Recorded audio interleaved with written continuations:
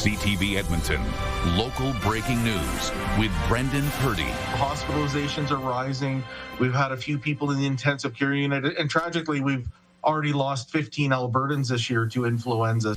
Tonight on CTV News, sick and sneezing kids in the schoolyard. Multiple Edmonton area schools enter outbreak status with a high volume of sick children. Good evening, and thank you for joining us. At least 3 Edmonton area schools are on outbreak status due to a high number of kids that are sick. It comes as cold and flu season ramps up across our country. As CTV's Nicole Weisberg reports, and as healthcare workers urging Albertans to protect themselves ahead of the holidays. It's that time of year when the weather turns wintry and viruses start to spread. There's increased number of people coming to buy over the counter for cold and flu. At this West End pharmacy, any relief for cold and flu symptoms is popular right now. Not so popular, the flu vaccine. This year is actually very strange compared to other years. It seems that it's only the pharmacist that is kind of like encouraging people to get it this year. This pharmacy manager also says with changes to the COVID immunization campaign this year, people seem unclear about where they can get vaccinated, for what, and whether it's covered. The government pays for your flu shots, and most pharmacists right now, they are accepting walk-ins. Right now, we're below 17%, although we do know that vaccines continue to roll out slowly, so we do expect that to creep up a little bit. But looking at the distribution of vaccines by week and the current curves, we're actually trending even below last year's record low levels. And last respiratory virus season, Alberta saw a record high number of flu deaths, 237, something Craig Jenny says Albertans should keep in mind as flu cases across Canada and Alberta rapidly rise. Hospitalizations are rising. We've had a few people in the intensive care unit, and tragically, we've already lost 15 Albertans this year to influenza. With at least 3 Edmonton area schools on outbreak status, this pharmacist says now is a time to protect yourself if you haven't already been hit. Come get your shots before all the parties. Nicole Weisberg, CTV News, Edmonton. Alberta Health Services is warning of a possible measles exposure in Edmonton this week. AHS says a person who was infectious was at the Stollery between 8 p.m. Wednesday and 1:15 yesterday morning. They were at the Walter Mackenzie Health Centre between 11:15 p.m. and 2:30 a.m. on the same days. AHS says anyone who is at either location at either of those times should self-monitor for symptoms. Police are warning about the release of a convicted sexual offender who will be living here in Edmonton. Police say Larry Maxwell Stanford is being released from jail after a violent sexual offense in Edmonton in 2017. Stanford has a criminal history that includes an aircraft hijacking and attempted murder. Stanford has a number of court-ordered conditions, including a curfew between 9 p.m. and 6 a.m. Explore Edmonton says its Police City Council has agreed to give it $11 million more a year moving forward.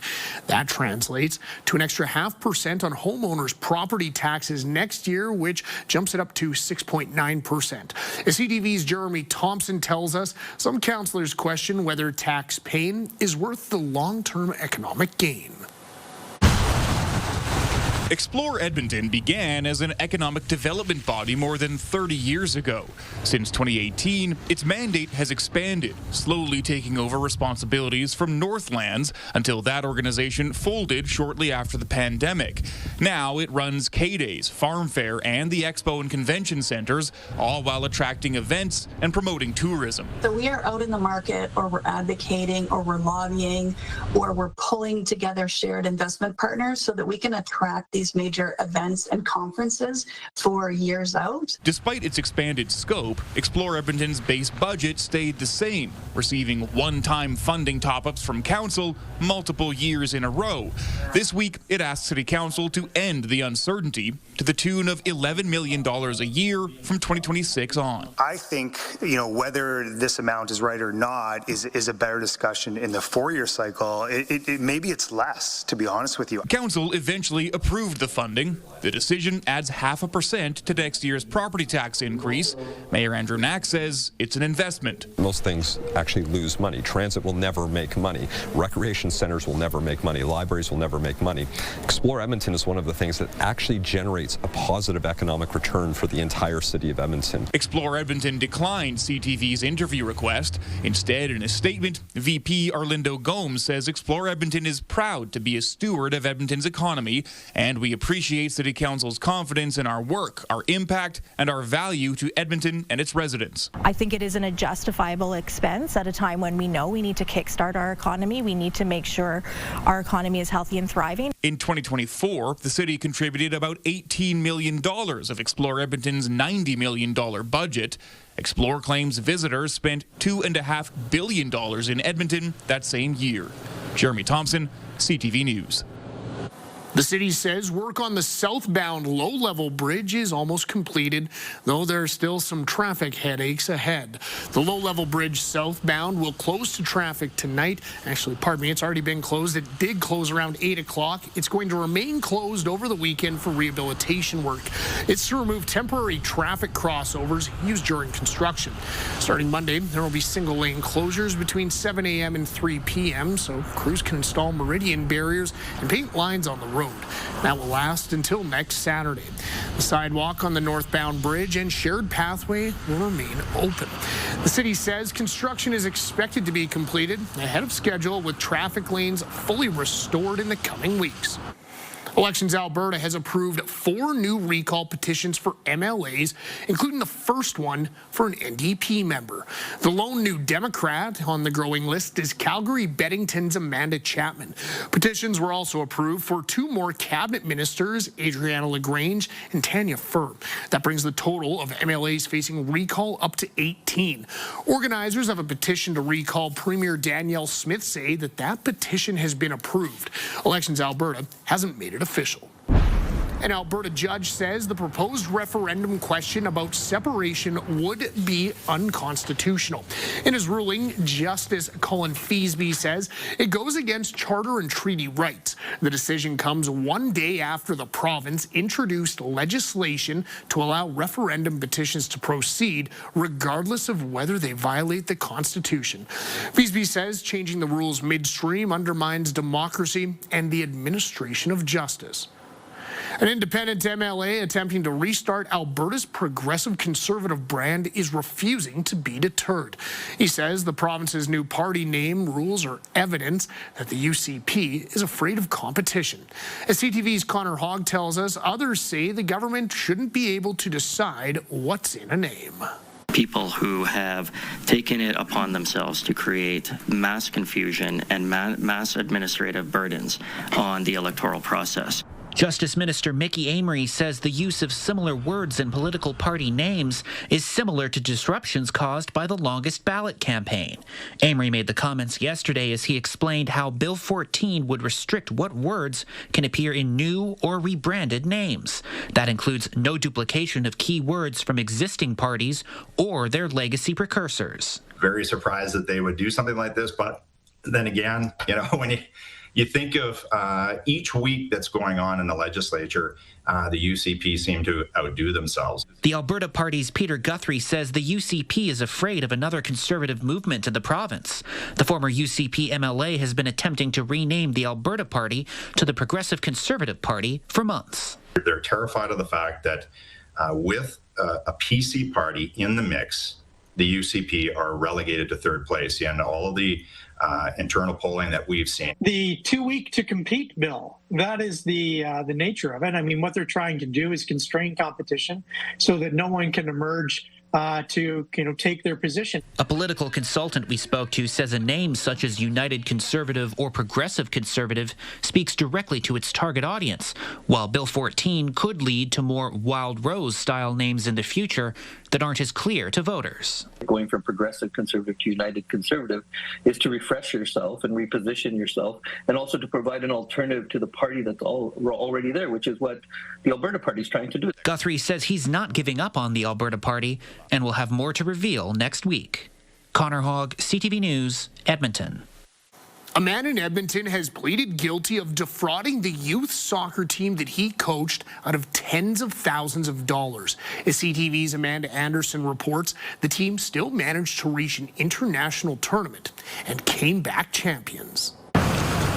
The former head coach of an Edmonton youth soccer team made a brief appearance before a judge this morning. Randy Nodell pleaded guilty to defrauding the team out of about $37,000. Well, we're really relieved as a team by the guilty plea today. Obviously, we feel that that's a good step forward. We're just hoping his sentencing, sends a clear message that crimes against children and families won't be tolerated. In an agreed statement of facts, the court heard between July 2024 and February 2025, Nodell made e-transfers from the team account to himself, falsely claiming it was reimbursement for costs he incurred for the team's travel arrangements to a tournament and Alberta Soccer Association fees. It was money the young player spent 2.5 years fundraising to travel to Las Vegas for a tournament. The kids were devastated.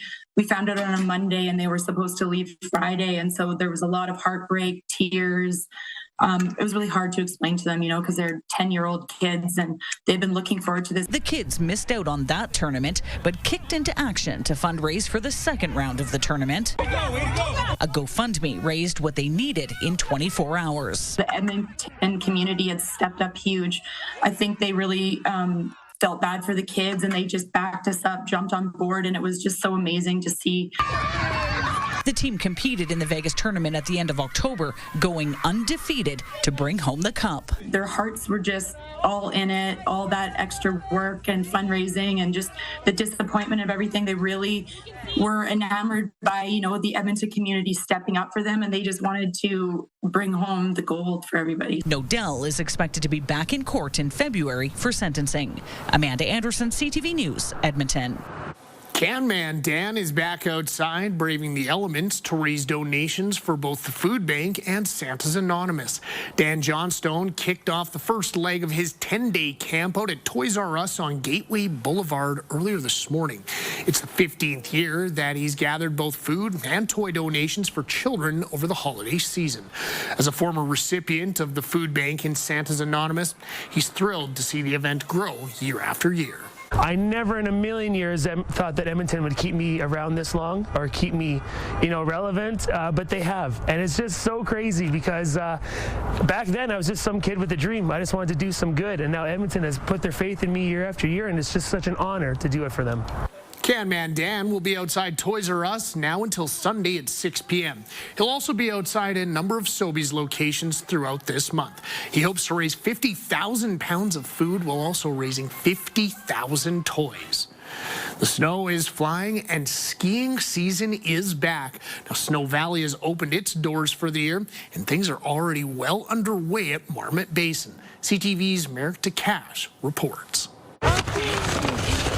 There's no shortage of powder at Snow Valley. The hill's been looking good. We've got the majority of the snow made, and we are open for business. Snowboarders and skiers of all levels are back on the hill after another off season. I'm just happy to finally be out here. Snow's flying. I'm just really happy to be seeing everyone out here again. Yeah, I'm just, excitement is really the biggest thing. One day into the season, and conditions are already improving. Yeah, it's much better than yesterday because it's too icy. And then today, with the fresh snow coming down, it's much better. Staff at Snow Valley say it's been tough sledding making snow so far this year. Usually they start in October. This year they didn't start full production until last weekend. Weather dictates when we want to make snow. This year was super late, and we really didn't get making snow until that mid-November, and we were able to pretty much make it all last weekend. A few hours west of the city, Marmot Basin had its grand opening last Wednesday. 6 of 7 chairlifts are now in operation, with 54 runs open to skiers and boarders. Right now, we've got our avalanche and safety crews working up high in the high terrain in the Knob area, and we've got a few snowcats working up there as well right now. So we're hoping to add more terrain and that last lift in the next few weeks here. Last year, the resort was struggling for fresh snow early in the season. that's not the case this year. And this year we're seeing a lot more snow up front, so we're pretty happy about that. Back at Snow Valley, there's plenty of snow and good times to go around. Merrick DeCash, CTV News, Edmonton. Just ahead, pressure for policy review. And it would have allowed us to talk to our children earlier and seek help for them. Parents seek changes in how serious incidents at daycares are communicated. Plus, with that group, I think their chances are actually quite good. World Cup wonder how Canadian soccer fans are feeling following the group drawing this afternoon. Good evening, folks. Looks like we'll see some more snow, probably a couple more centimeters of snow late in the day on Saturday. And the cold air that dropped in today, looks like it's going to stick around for the foreseeable future. Your full forecast in just a few minutes. Programming brought to you by James H. Brown Injury Lawyers, the heavy hitters of injury law.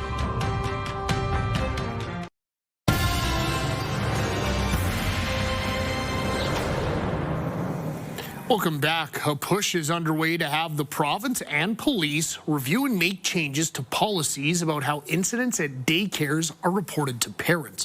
One parent says it's unacceptable to find out months after the fact that an employee at his child's daycare was accused of sexual assault. CTV's Amanda Anderson reports. It took 82 days from the time that the daycare was first notified by the family until we found out. Thomas Kyle's son was enrolled at Willowbrae Academy, Mill Creek, when allegations an employee sexually assaulted a child were brought to the daycare's attention. Kyle says the daycare only told parents there was a serious incident and referred them to an inspection guideline on the daycare's bulletin board. It referred to there being an inappropriate interaction in a shed and that EPS had laid charges. An inappropriate interaction can really mean a lot of things. That was in mid-June. He, like many parents, had questions that went unanswered until a town hall was held in September. The first thing that came to mind was my child impacted. Court records confirmed what parents told us. 32-year-old Dilpreet Chawla was charged with 3 sexual-related offenses involving a girl. A Freedom of Information request requested by Kyle shows a media release was prepared but never sent. To quote it exactly, since the accused was no longer in the country and parents had been notified by the daycare, that assumption was not true. There was no broader concern for public safety. As a result, the legal threshold for a duty to warn public media release was not met. Kyle believes a public warning would have made a huge difference for parents. And it would have allowed us to talk to our children earlier and seek help for them. All of the procedures were properly followed. A concern was brought forward by a parent. An investigation by police authorities began immediately, as this was a criminal matter, and the individual was removed from their place of employment. Kyle agrees the daycare police and the province followed proper procedures, but says it's time to change policies on how serious incidents at daycares are communicated to parents. Identify what improvements they can make so that quite frankly, the mother of a child doesn't have to speak up in a packed town hall again. We'll be taking a close look at the Early Learning and Child Care Act and accompanying regulations to see if there's more that we can do. Police have since confirmed Chawla is facing additional charges in relation to a second victim. The Alberta Crown Prosecutor's Office hasn't yet decided if they'll seek extradition, but both the minister and Kyle hope they do. Amanda Anderson, CTV News, Edmonton. Well, folks, the wait is finally over as the 2026 FIFA World Cup draw went this afternoon in Washington, D.C. CTV's Paul Hollingsworth has more on who Canada will play against at this summer's tournament. 48 teams, 12 groups of 4. Switzerland and Qatar will battle Canada in Group B. The 4th team in Canada's group will be determined based on the winner of an upcoming pre-World Cup playoff. Between Italy, Northern Ireland, Wales, Bosnia and Herzegovina. As a host country, Canada automatically qualified for the World Cup and are ranked 27th in the world. With the complexion of their group competition taking shape, Canada now looks ahead to the World Cup, hoping to win a tournament game for the first time ever, and it won't be easy. Well, obviously they got the toughest pot 4 team. We know that. We don't know who it's going to be, but thinking of it being a European team, and it could be Italy themselves, it makes it an extremely difficult game. But what an exciting match we're going to get in Toronto. I think the highlight is absolutely Qatar. Canada will play its first home match June 12th in Toronto before shifting to Vancouver for matches on June 18th and 24th. FIFA will unveil its full match schedule on Saturday, announcing all the games being played in Canada. Paul Hollingsworth, CTV News, Washington. Now, a small group of soccer diehards gathered in St. Albert to watch the draw. Fans say the unknown team could be a problem if it ends up being the top 15 ranked Italy. Otherwise, they say, this draw bodes well for Canada. With that group, I think their chances are actually quite good to get out of the group. Even the top 2 teams in each group advance. Plus there could be playoff teams out of that. So there's a really good chance that they can move forward. So that's good. I'm glad for that. After the break, hoopers and high chairs. Some young basketball players kick off the 32nd annual Totem Hoop Classic.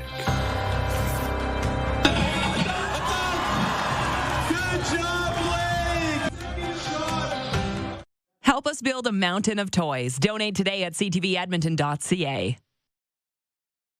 Welcome back. -5 for the daytime high today, but that was early this morning. Temperatures through this afternoon were in the -14, -15 range.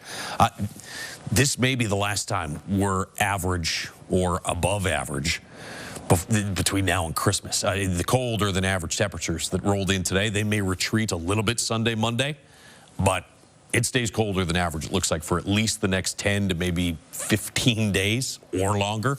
Here's your Arctic high pressure system. Coldest air will be tied up in east central and northeastern Alberta as that moves through. On the back edge of it, you get some snow late in the day tomorrow in northwestern Alberta and areas off to the west of Edmonton. And tomorrow evening, best chance for some snow. As we mentioned earlier in the newscast, that could be a couple centimeters worth of snow. Out ahead of this low pressure system, there is some milder air that'll get shoved into southern and western sections of Alberta. We were thinking most of this week that warm air would push far enough north to get to the Edmonton area. And so temperatures by Monday, Tuesday, back around 0. That no longer looks to be the case. Watch this Arctic air slide off to the southeast. Here's your milder air moving into this light blue zone off to the west and south of the Edmonton area. But look at, it's not as cold Sunday, Monday as it will be tomorrow and as it was this afternoon. But I don't think we're in single digits. I think we're around -10 or -11. And if you look to the middle to the end of next week, it gets even colder. I've got -15 to -17 for daytime highs. End of next week, we could be in the -20s for daytime highs in parts of central Alberta next week. -27 in Fort McMurray and high level tomorrow morning, about -17, -18 for Red Deer, Edmonton, -16 in Grand Prairie. Daytime highs tomorrow, -12 to -14 for Grand Prairie, Whitecourt, Edson with some snow in the afternoon. -21 Fort McMurray, around -20 as well in Cold Lake and Lloydminster. Mid-teens for Red Deer. Through the mountain parks, though, still on the mild side, as daytime highs should be around the freezing mark. Here in Edmonton, -15 tomorrow, some snow tomorrow late in the day, -10 Sunday, -11 on Monday, and then again, take this with a bit of a grain of salt. It's certainly going to be cold next week, but the best case scenario is mid-teens. We could potentially be several degrees even colder than that. That is your forecast. The Ross Shepherd T-Birds opened their annual basketball tournament today. While most players were wearing high tops, a few were still in high chairs. Oh, incredible. The 32nd annual Totem Hoop Classic opened with skills from the tiny T-Birds. The young children of teachers and coaches at the high school faced off on the court. Now, organizers say that the tiny T-Bird opener started years ago to try and have kids between the ages of 2 and 5 play by the rules, but it just never works out that way. That was a massive travel. The kids in the crowd looked like they loved the excitement. So I teach at Ross Shep, and we have the T-Birds Classic every year in December, and my kids get to participate. They get a little shirt with their name on it. The basketball tournament runs through the weekend. Oh my goodness, folks, if that doesn't make you smile heading into the weekend, I don't know what will. That is all from us on this Friday night. Thank you for joining us here on CTV Edmonton to wrap up your week. Have a very safe and fun weekend. We'll see you back here on Monday night, same time, same place. But until then, take care. Goodbye for now.